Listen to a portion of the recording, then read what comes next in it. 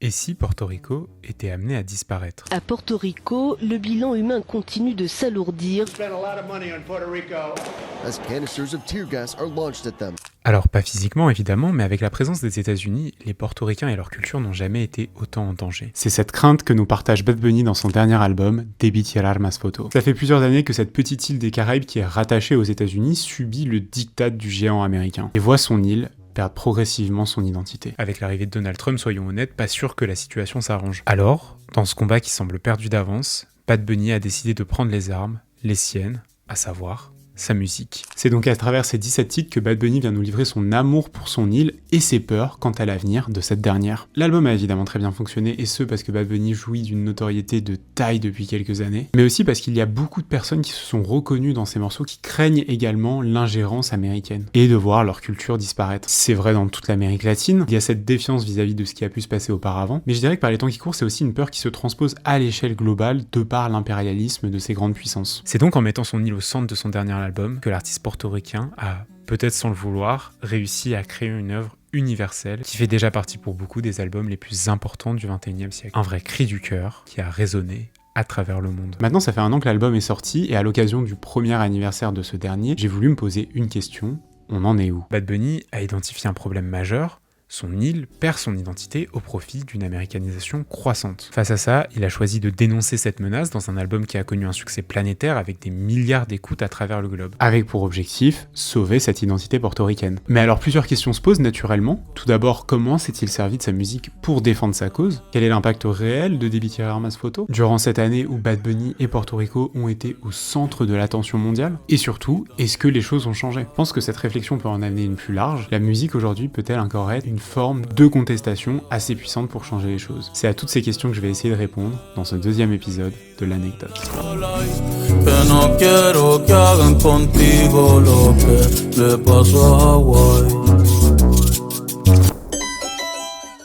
Déjà, avant même de commencer sur comment Bad Bunny a utilisé sa musique pour écrire une lettre d'amour à Porto Rico et dénoncer tous les problèmes qui vont autour, concentrons-nous sur Porto Rico. Pour ce faire, je vous propose qu'on revienne sur quelques dates clés. 1898, c'est l'année où Porto Rico devient un territoire non incorporé des États-Unis à la suite de la guerre hispano-américaine. Concrètement, ça veut dire que Porto Rico est gouverné par les États-Unis, sans bénéficier pleinement des droits politiques qui vont normalement avec cette appartenance. Les lois fédérales s'appliquent sur l'île, mais les décisions majeures sont prises à Washington, loin de la population, qui en subit les conséquences et qui en bénéficie rarement. 2006. On fait un bond dans le présent pour comprendre la situation actuelle. Pendant des décennies, l'île a été pensée comme une plateforme économique au service des intérêts américains. De nombreuses multinationales s'y sont installées grâce à des avantages fiscaux extrêmement généreux. Sauf qu'en 2006, lorsque ces avantages commencent à disparaître, les entreprises s'en vont. Elles laissent derrière elles une économie affaiblie et une dette publique colossale atteignant les 70 milliards de dollars. Conséquence directe de tout ça, des coupes dans les services publics, des fermetures d'écoles, des retraites revues à la baisse, et un sentiment d'asphyxie pour une population qui n'a pourtant jamais demandé ce modèle économique. 2012. Comme si cette précarité ne suffisait pas, un autre phénomène va venir aggraver la situation: la gentrification. En 2012, de nouvelles lois ont permis aux Américains de venir s'installer à Porto Rico et d'être exonérés d'impôts s'ils achetaient une résidence sur place. Ça a évidemment entraîné un afflux de riches Américains, les loyers ont explosé et de nombreuses familles de Portoricains n'ont plus les moyens de rester vivre là où elles ont toujours vécu. Seule solution pour eux, partir de Porto Rico. J'en veux pour preuve, depuis le milieu des années 2000, plus de 500 000 Portoricains ont quitté l'île pour s'installer sur le continent américain, que ce soit en Floride ou à New York. Bien sûr, cet exode massif fragilise encore plus le tissu économique et social de l'île. 2017. Cette année-là, l'ouragan Maria a dévasté l'île et provoqué un bilan humain estimé à environ 3000 morts. Bon, pour le coup, le gouvernement américain n'est pas responsable de la catastrophe en elle-même. Mais ce qui choque, c'est comment les dirigeants ont réagi et ont géré cette situation. Beaucoup ont pointé du doigt la lenteur de l'aide, le manque de considération et des discours comme celui-ci. Now, I hate to tell you, Puerto Rico, but you've thrown our budget a little out of whack. Because we've spent a lot of money on Puerto Rico, and that's fine. Quand on entend ce genre de discours, il y a de quoi être en colère. Le sentiment d'abandon est réel. Cela donne l'impression que Porto Rico n'est jamais une priorité, sauf quand il y a un intérêt pour le gouvernement américain. Aujourd'hui, Porto Rico est une île extrêmement riche culturellement, mais profondément fragilisée. Une île où l'identité est forte, mais constamment menacée par des choix politiques et économiques imposés de l'extérieur. Et il existe un vrai risque que cette identité se perde petit à petit au profit d'une américanisation forcée et d'un contrôle toujours plus plus totale de l'île. Ce qui est assez frappant, c'est que cette perte d'identité contraste fortement avec un autre phénomène, à savoir l'explosion des artistes portoricains sur la scène mondiale depuis ces dernières années. On a eu Don Omar avec Danza Kuduro, un succès planétaire dont toute ma génération se souvient.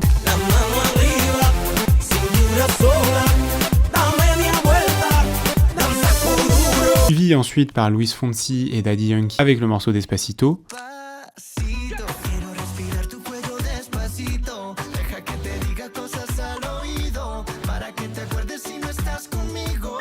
La deuxième vidéo la plus regardée de l'histoire de YouTube, avec un clip tourné à La Perla, un quartier de San Juan. Bref, c'est énorme l'exposition dont a joui Porto Rico à ce moment-là. Et après, des artistes portoricains comme Ozuna ou Rauw Alejandro qui font des milliards de streams, notamment en Amérique latine. Et puis évidemment, il y a Bad Bunny. Il est au sommet de tout ça, l'artiste le plus influent de ces dernières années, aujourd'hui numéro 1 mondial. Et quand tu as une telle exposition, tu ne peux pas rester les bras croisés pendant que ton île se fait engloutir par le géant américain. Tu te dois d'agir. Et c'est exactement ce qu'il va faire avec la sortie de son album Debí Tirar Más Fotos le 6 janvier 2025. Une œuvre de contestation, mais surtout une œuvre de référence, une œuvre pour Porto Rico.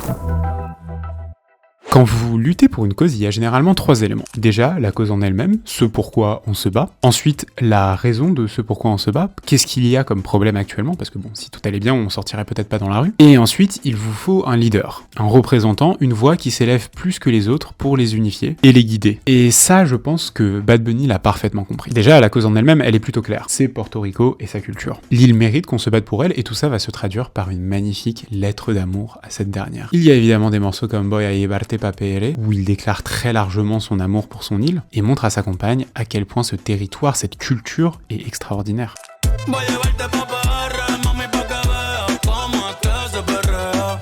C'est une ode à la beauté de Porto Rico, à ses plages, à son ambiance. Et ça déjà c'est très important parce que ça va de facto améliorer l'image qu'on se fait de l'île. Sur pas mal de morceaux, il utilise un double sens entre une relation et son île. On peut avoir l'impression qu'il déclare son amour à une femme, et c'est d'ailleurs peut-être ce qu'il fait, mais en réalité on sent bien que ces mots d'amour sont également destinés à Porto Rico. Prenez le single DTMF par exemple.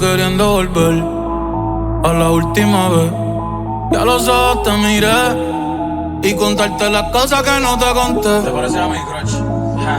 Y tirarte la photo que no te tiré. Au début, il chante très clairement à propos d'une relation passée, mais plus loin, il évoque son grand-père, leur partie de domino, les balades à Santurce, et puis il commence à s'adresser à ses proches. Gente, los quiero con cojones, los amo. Gracias por estar aquí, de verdad.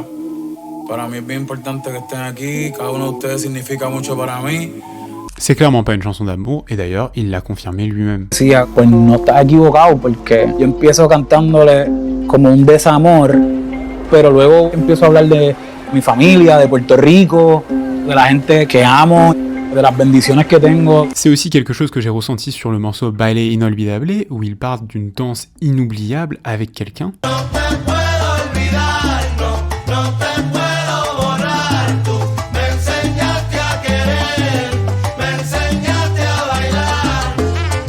Qui lui a appris à aimer, qui lui a appris à danser, qui lui a appris à vivre sa vie pleinement. Vous le savez, la danse, c'est au cœur de Porto Rico, on appelle ça l'île du Perreo. Donc je pense qu'évidemment, ces mots sont également, si ce n'est prioritairement, destinés à Porto Rico. Mais si vous avez écouté l'album attentivement, je pense que vous avez pu le sentir, il y a également une forme de crainte par rapport à tout ça. Autour de la destinée de l'île, autour de la peur de perdre l'île, ça, le titre ne le résume que trop bien.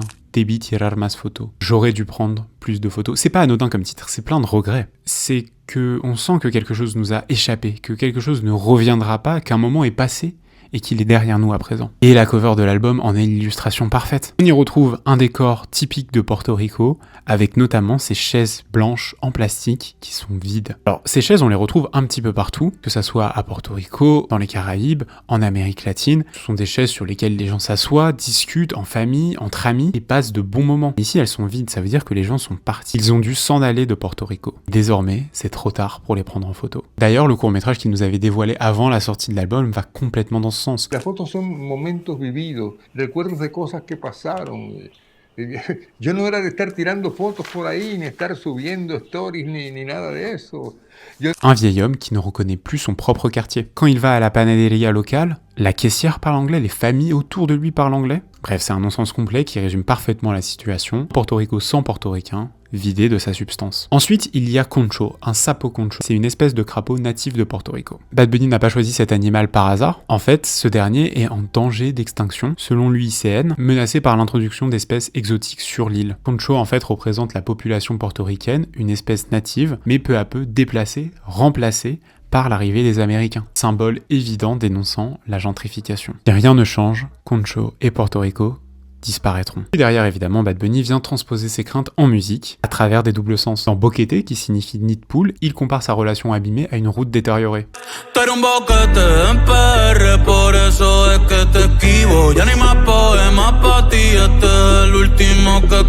C'est un parallèle direct avec Porto Rico qui a des routes en très mauvais état parce que le gouvernement se fiche de la qualité et de l'entretien des infrastructures. Dans Tourista, il utilise la métaphore du touriste pour parler d'une relation et on vient à dénoncer le rapport qu'ont les touristes avec Porto Rico.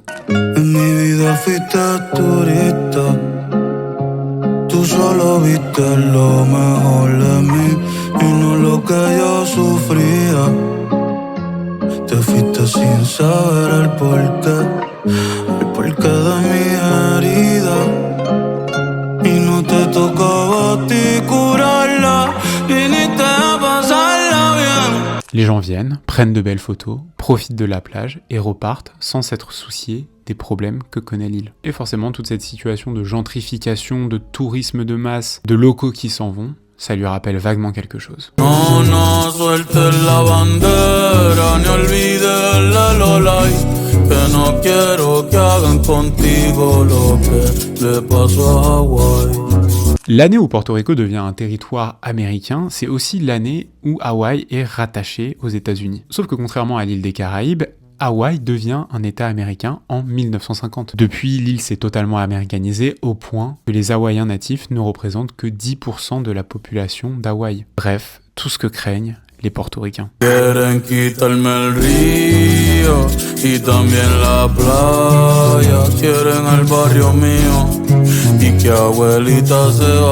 Ils parlent de tous ces portoricains qui sont justement forcés de quitter leur île, généralement pour la Floride ou New York.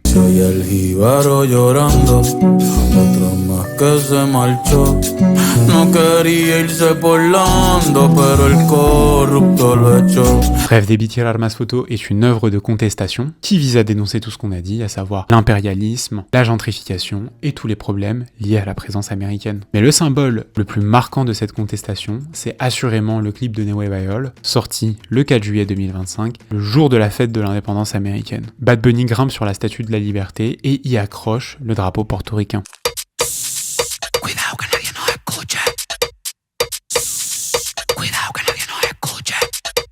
C'est fort parce que ce dernier a été créé en 1895 à New York par des exilés luttant pour l'indépendance de Porto Rico. Bad Bunny le place au sommet de cette statue, de ce symbole de la liberté américaine, pour montrer une certaine ironie. Comment parler de liberté quand Porto Rico n'a ni droit de vote, ni indépendance, ni vraie autonomie? C'est un acte symbolique qui vient acter qu'il est le leader de ce mouvement de contestation. Et c'est peut-être ça le plus important, que ce soit lui qui prenne les devants. Tout le monde depuis sa chambre pourrait dénoncer les problèmes que connaît Porto Rico. Mais malheureusement, dans notre société, si vous n'êtes pas un minimum connu, il y a de fortes chances pour que vous ne soyez pas écouté. Et une lutte invisible, c'est une lutte perdue d'avance. Alors ne vous méprenez pas, ça veut pas dire que si vous avez moins de 100 000 followers, vous ne devriez pas vous battre pour ce en quoi vous croyez. Au contraire, parfois c'est l'élévation d'un ensemble de voix qui va permettre de faire bouger les choses. Et le fait que là, Bad Bunny prenne la parole sur ces thématiques donne une exposition sans pareil à ces dernières. Déjà parce que Bad Bunny est une méga star mondiale, 80 millions d'auditeurs mensuels sur Spotify. Quand il sort un album, tout le monde écoute. Ça donne un poids immense à son message. En plus, ce timing était parfait puisque c'était le seul album à sortir à ce moment-là.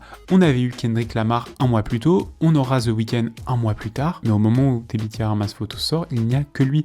Et du coup, les gens vont écouter et réécouter, et ça durant plusieurs semaines. Ça a donné une exposition majeure au projet. Ensuite, et c'est aussi un élément capital, il a livré une œuvre complète sur Porto Rico, pas un ou deux morceaux, non, tout un album axé sur ces thématiques. Et c'est la première fois qu'il est dans cette démarche-là. Il y a eu quelques morceaux précis sur Porto Rico, comme Apagón en 2022, pour dénoncer les coupures de courant récurrentes, mais encore c'était pas très engagé comme morceau. Il y avait eu également en 2024, Una Velita, une bougie, pour parler des catastrophes naturelles qui ravageaient l'île. Mais c'est à peu près tout. Et ce sont des morceaux isolé. De fait, Debbie Armas Photo devient automatiquement un point de référence pour les portoricains, mais pas que. Comme je vous l'ai dit, l'album aborde une thématique qui est de plus en plus globale, à savoir la peur de disparaître. Et Bad Bunny le sait trop bien, et c'est pour ça qu'il va faire un effort d'inclusion pour que l'album parle notamment aux Caraïbéens, aux Latinos, pour ne citer que. Ça se voit dès l'intro avec Nueva York. New York, c'est le melting pot, où se retrouvent des Dominicains, des Cubains et des Portoricains. Cette chanson, c'est pour tous les outsiders, tous les immigrés qui galèrent tous les jours loin de chez eux. Dans les paroles, Bad Bunny fait référence à Willie Colon, Juan Soto, Frida Kahlo, Big Pun. Willy Colón me dicen el malo, ay, porque pasan los años y sigo dando palos, vendiendo discos como cuadro Frida Kahlo. Il mentionne Tonita, ce bar caribéen qui est un repère emblématique pour la communauté portoricaine de New York. Puis regardez le titre du clip sur la vidéo YouTube, on y retrouve des drapeaux de toute l'Amérique latine. Nueva York est un son fédérateur, l'intro parfaite pour montrer que cet album n'est pas uniquement pour les portoricains, car leurs problèmes touchent aussi le reste du monde. La gentrification, le déplacement forcé, la perte d'identité face au capitalisme américain, ce sont des réalités partagées par de nombreuses communautés latino-américaines, et vous n'avez pas besoin d'être un territoire rattaché aux États-Unis pour le sentir. Quand vous allez au Mexique, il y a une forme d'américanisation en cours. Et grâce à cet album, ces problèmes sont maintenant exposés aux yeux du monde entier. Mais mettre ces problèmes au centre, ce n'est pas suffisant. Il faut aussi agir pour préserver la culture. Les Américains peuvent envahir Porto Rico, l'île gardera son identité tant que sa culture survivra. Bad Bunny l'a très bien compris et c'est pour ça qu'il insiste sur ce devoir de mémoire. On l'a dit, il jouit d'une exposition majeure, il est le leader de cette cause, donc s'il y a bien une personne qui peut préserver Porto Rico et son identité en la partageant au monde, c'est bien lui. Je l'avais déjà dit au moment où l'album est sorti, mais ce dernier est une célébration de la musique portoricaine, caraïbéenne et latino de manière plus générale. Et d'ailleurs, ce devoir de mémoire, cette mise en avant de la culture, elle se fait dès les premières notes de l'album. C'est pas un hasard si l'album s'ouvre sur un sample de 1975, Un verano en Nueva York de El Gran Colombo de Puerto Rico. Si te quieres divertir, con encanto y con primor, solo tienes que vivir un verano en Nueva York. C'est un statement, c'est pour marquer un retour aux sources et introduire son hommage à la culture de la plus belle des manières. Il va vraiment au bout de sa démarche car il a décidé de limiter les voix de l'album exclusivement à des artistes portoricains. On a des groupes traditionnels comme Chewy ou Los Pleneros de la Cresta, on a des artistes montants comme Reinao, Omar Kurtz ou encore Davey. Tous sont de Porto Rico. Et il va encore plus loin pour le morceau Baile Inolvidable. Le morceau a été enregistré avec l'Escuela Libre de Música de San Juan, une école publique. Bad Bunny avait à cœur de les faire participer après que plus de 600 écoles ont fermé à la suite de la crise économique. Comme le dit le réalisateur du clip, Cacho Lopez Mari, ce morceau, c'est une déclaration en la foi que Benito a pour ces jeunes de Porto Rico. Et c'est dingue car ce morceau est le premier morceau de salsa de l'histoire à dépasser le milliard de streams sur Spotify. Il vient remettre ce genre au premier plan. Ça ne s'arrête pas là puisque l'album est un patchwork de genres musicaux de la région. Petite liste exhaustive. On a la plena, un genre folklorique afro-portoricain. On retrouve notamment dans le titre DTMF, mais aussi dans Café con Ron avec Los Pleneros de la Cresta. El camino y no pude recordar el camino pa mi casa. Ensuite, on a la bomba, une musique de percussion qu'on retrouve avec Veltita. Y por un beso de la flaca yo daría lo que fuera.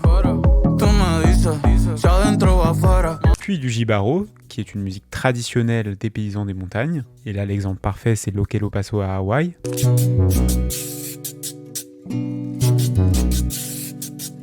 Un peu de boléro, qui est un genre romantique, dans le morceau Tourista. Et on a même de la musique de Noël portoricaine avec Pitoro de Coco.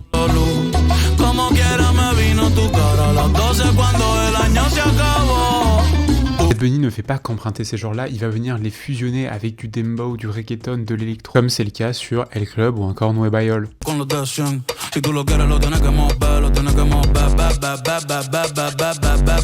Vous voyez comment l'album est d'une richesse incroyable, une richesse qui provient de chez lui.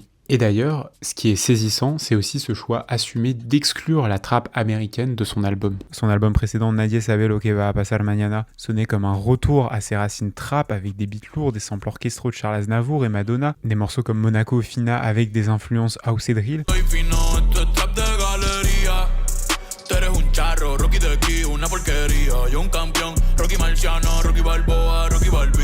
Bref, c'était un album qui regardait vers l'extérieur, vers les États-Unis, tandis que celui-ci est tourné vers Porto Rico, chez lui. Il le dit d'ailleurs sur DTMF, ce qui compte aujourd'hui, c'est pas le bling bling, non, c'est la culture, c'est ça qui est vraiment important.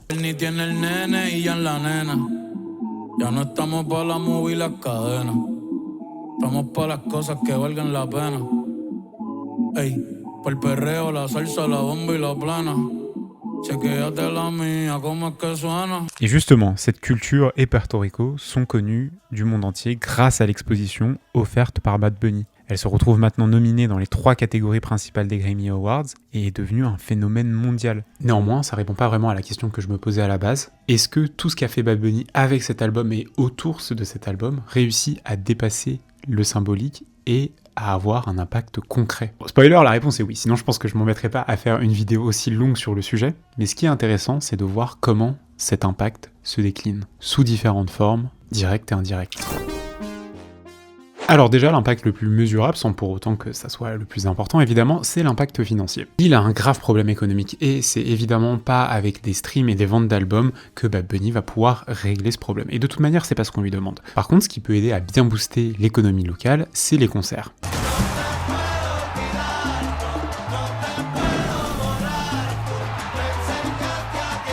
Et ça, Bad Bunny l'a bien compris. Et du coup, il a fait un choix radical, 31 dates à San Juan, la capitale de Porto Rico, chez lui, dans une salle de 18 000 personnes, pendant la saison des ouragans, qui est la période la plus creuse à Porto Rico en termes de tourisme. C'est un acte économique, mais c'est également un choix politique, puisqu'il a décidé de ne faire aucune date aux États-Unis. Ça fait 100% sens par rapport à la ligne directrice de l'album, au Red Ice qui aurait pu avoir lieu à la sortie des concerts, et aussi du même coup, il force les gens à venir le voir chez lui, à Porto Rico, pour découvrir son île, comme il l'a fait dans l'album. Cette résidence a été un succès et a généré des millions de dollars. Elle a attiré plus de 500 000 spectateurs entre juillet et novembre 2015. Les billets se sont vendus en quelques heures seulement via Ticketera, qui est, soit dit en passant, une plateforme portoricaine. Et rien que cette billetterie, ça a généré 11 millions de dollars. Plusieurs études ont évalué l'impact, et les chiffres sont assez différents, mais tous convergent vers une même conclusion, cet impact a été massif. Discover Puerto Rico estime que 200 millions de dollars ont été injectés dans l'économie locale. L'université de Puerto Rico, qui elle est un peu plus conservatrice, arrive à 176,6 millions minimum, uniquement avec les flux mesurables, donc les salaires versés, les taxes et les dépenses documentées. Et le cabinet Gator International va jusqu'à 733 millions en intégrant l'exposition médiatique et le changement de perception globale de l'île. Même en prenant l'estimation la plus basse, donc 176 millions, on reste sur un impact colossal. La vraie question est, est-ce que cette résidence a concrètement aidé l'économie portoricaine? Est-ce que l'argent généré a fini dans la poche des locaux ou dans celle des multinationales américaines? Évidemment, il y a une partie des bénéfices qui sont allés dans la poche des locaux. D'abord les artistes. Chaque soir, plus d'une douzaine de musiciens portoricains montaient sur scène, notamment ceux qui l'ont accompagné sur l'album. Avant la résidence, ces derniers avaient quelques milliers d'écoutes mensuelles, après 12 à 14 millions. Los Pleneros de la Cresta, qu'on retrouve sur Café Con Ron,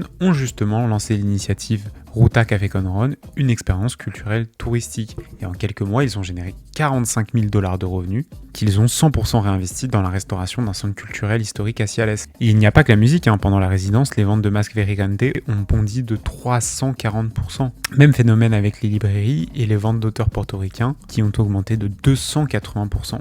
Les artistes de salsa, bomba et plena ont également connu une hausse moyenne de revenus de 65%. Et l'étude de l'Université de Porto Rico estime qu'1 million investi dans la résidence a créé environ 21 emplois et généré 450 000 $ en salaire. Et ça, pour le coup, c'est de l'argent qui est resté entre les mains des portoricains. L'autre effet important, c'est celui sur le tourisme, qui est peut-être un petit peu moins immédiat. Historiquement, Porto Rico était l'île aux belles plages, une destination balnéaire parmi d'autres. Mais avec la résidence, la donne a radicalement changé. Déjà parce qu'on s'est rendu compte que c'était possible d'aller à Porto Rico pendant une saison creuse comme celle des ouragans, et aussi parce que ça a repositionné Porto Rico comme une destination culturelle. Et le tourisme culturel, c'est un tourisme qui dépense mieux, qui dépense localement. Une fois qu'on a dit tout ça, il faut se rendre à l'évidence. Il y a quand même une bonne partie des revenus qui ont échappé à l'économie portoricaine. Déjà, tous les touristes qui ont réservé via Booking ou Expedia, c'est une commission qui part dans leur poche. Et si ces touristes sont allés dans des grandes chaînes hôtelières américaines, pareil, ce ne sont pas des revenus qui vont profiter aux locaux. Ceux qui ont pris l'avion avec American Airlines, les profits vont aux actionnaires américains. Et justement, une économiste de l'université, Indira Luciano Montalvo, disait « Cette résidence nous offre une opportunité. Mais il faut maintenant réfléchir au type de tourisme que nous voulons et où nous voulons que les bénéfices aillent. » Alors la conclusion de tout ça, c'est que même si Bad Bunny n'a pas réussi à faire en sorte que tout l'argent reste à Porto Rico, il a quand même réussi à améliorer les conditions de vie pour grand nombre de portoricains, que ça soit à travers la création d'emplois, que ça soit en donnant un coup de boost considérable à des dizaines d'artistes et de petites entreprises locales, mais surtout en faisant de Porto Rico une destination majeure pour le tourisme. Et ça, l'île va en profiter durablement et peut-être de manière plus éthique avec, comme on l'a dit, un tourisme local. Et tout ça, c'est sans oublier qu'il l'a fait au détriment de revenus qu'il aurait pu générer s'il avait fait une tournée américaine. Et je pense que ces revenus auraient été colossaux. Même si cette victoire est imparfaite, c'est une victoire quand même. Bon, ici, on a parlé de l'impact économique. Je pense que c'est une variable importante, mais je pense aussi que quand Bad Bunny a décidé de faire Debitiar Mas Photo, il n'avait pas en tête d'éponger les dettes de son pays. Il avait en tête quelque chose de plus grand. Il voulait laisser une trace, laisser un héritage culturel. Et c'est avec ça que j'aimerais conclure, un an après, quel est l'héritage de Debitiar Mas Photo. Commençons par poser les faits. Si on reste lucide, on sait très bien que cet album n'aura pas d'impact majeur à court terme sur le plan politique et social. Il y a eu un impact économique, mais il va être assez limité dans le temps. Porto Rico n'a pas obtenu plus de liberté, il n'y a pas de rupture politique institutionnelle, le statut colonial de l'île reste intact, la dette de 70 milliards n'a pas disparu et les lois fédérales américaines s'appliquent toujours sans que les portoricains n'aient leur mot à dire. Pire encore, avec Donald Trump au pouvoir, les coupes budgétaires vont continuer, on va continuer de privatiser certaines plages pour faire des resorts, il y a même eu cette tentative de démanteler l'Institut de la culture portoricaine. Donc non, Bad Bunny n'a pas renversé le rapport de force coloniale. Et en fait, ce serait complètement absurde de lui demander. On ne peut pas placer le poids de la destinée d'une île sur les épaules d'un seul artiste. Maintenant qu'on a dit tout ça, maintenant qu'on a posé ce cadre de lucidité, on peut parler de ce qui a réellement changé. Parce qu'il y a des choses. Déjà, la conscience collective mondiale sur Porto Rico. Avant Debitiar Mas Photo, pour la plupart, Porto Rico c'était quoi? C'était une île des Caraïbes, des plages, du rhum, peut-être vaguement américain, mais sans qu'on sache vraiment ce que c'était. Bref, c'était un flou confortable qui permettait d'ignorer la réalité coloniale. Maintenant, Porto Rico est au centre du monde, pas comme un sujet exotique, mais comme un sujet politique. Un territoire dont on connaît l'histoire et dont on comprend les luttes. Il a réussi à expliquer au monde ce qu'était Porto Rico via l'immersion culturelle et la musique. Ça, c'est un changement profond, parce que comme je le disais, une lutte invisible, c'est une lutte qui est perdue d'avance. C'est là où on voit toute l'importance que ça soit Bad Bunny qui ait fait cet album et pas un autre. Cette visibilité nouvelle, elle a des conséquences très concrètes. Imaginez maintenant que les États-Unis intensifient leur velléité colonialiste. Imaginez une nouvelle vague de gentrification massive. Imaginez de nouvelles coupes budgétaires ou de nouveaux abandons après une catastrophe naturelle. Ce sera plus invisible, ce sera plus une note de bas de page dans un journal américain. Ce sera un scandale mondial, parce que maintenant, des millions de personnes à travers le monde connaissent Porto Rico et ont développé un lien émotionnel avec cette île. Mais peut-être que l'héritage le plus profond de Debitiar Mas Photo, c'est ce qu'il a fait pour les portoricains. Parce que il y a quelque chose de fort dans le fait de voir sa culture, sa langue, sa musique célébrée à l'échelle mondiale. Pas folklorisée, pas exotisée, célébrée. Tout ça, c'est un message envoyé aux portoricains. Votre culture a de la valeur, votre identité a de la valeur. Vous n'êtes pas une colonie marginale qu'on peut effacer sans conséquence. Et ce message, il résonne particulièrement fort chez les jeunes, chez ceux qui auraient peut-être intériorisé l'idée que pour réussir, il fallait partir, il fallait s'américaniser, abandonner sa culture et sa langue. Maintenant, rester à Porto Rico, ça va devenir la norme pour eux. Pourquoi la nouvelle génération n'aurait-elle pas raison d'y croire? Regardez Bad Bunny. Le 9 février 2026, il sera le premier artiste portoricain à performer à la mi-temps du Super Bowl. Pas en featuring, pas en guest, en tête d'affiche. Le Super Bowl, c'est 120 millions de téléspectateurs américains. C'est l'événement culturel annuel le plus regardé aux États-Unis. C'est le symbole ultime de la culture américaine mainstream. Et cette année, c'est un portoricain qui va l'animer. Un portoricain qui chante en espagnol. Un portoricain qui a passé l'année à dénoncer le colonialisme américain. L'ironie est presque trop parfaite. Et c'est pas tout, comme je vous l'ai dit, aux Grammys, Debbie Tierra Mas Photo est nominé dans les catégories les plus importantes. Sans retournement de situation, un album entièrement en espagnol, un album qui dénonce le colonialisme américain, qui utilise des genres folkloriques afro-portoricains que peu de gens connaissaient en dehors de l'île, va remporter ces trophées. Laissez cette phrase vous imprégner. Alors l'héritage de Debbie Tierra Mas Photo, c'est quoi? C'est pas une révolution politique, c'est pas l'indépendance de Porto Rico, c'est pas la fin du colonialisme. C'est quelque chose de plus lent, de plus diffus, mais peut-être de plus durable. C'est un changement de conscience collective. Porto Rico ne peut plus être ignoré, sa culture ne peut pas être effacée, ses luttes ne peuvent pas être invisibilisées, et surtout, les portoricains eux-mêmes ont retrouvé leur fierté, une légitimité, une certitude, leur culture vaut la peine d'être défendue, leur île vaut la peine de se battre, leur identité vaut la peine de résister. Et c'est peut-être ça au fond, l'héritage le plus important. Il a montré que c'était possible, qu'un artiste pouvait utiliser sa plateforme pour transformer la conscience collective, que la culture pouvait être un levier de résistance, que la fierté identitaire pouvait être une arme politique, et ça ne fait que commencer.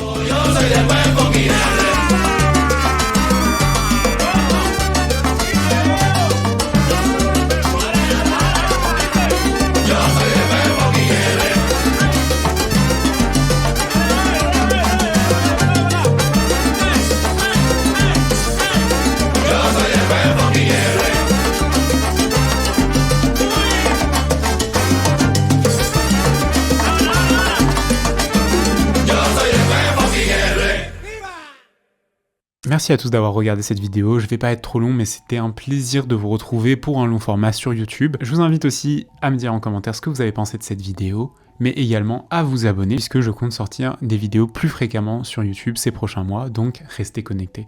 En attendant, je vous dis à très bientôt, prenez soin de vous.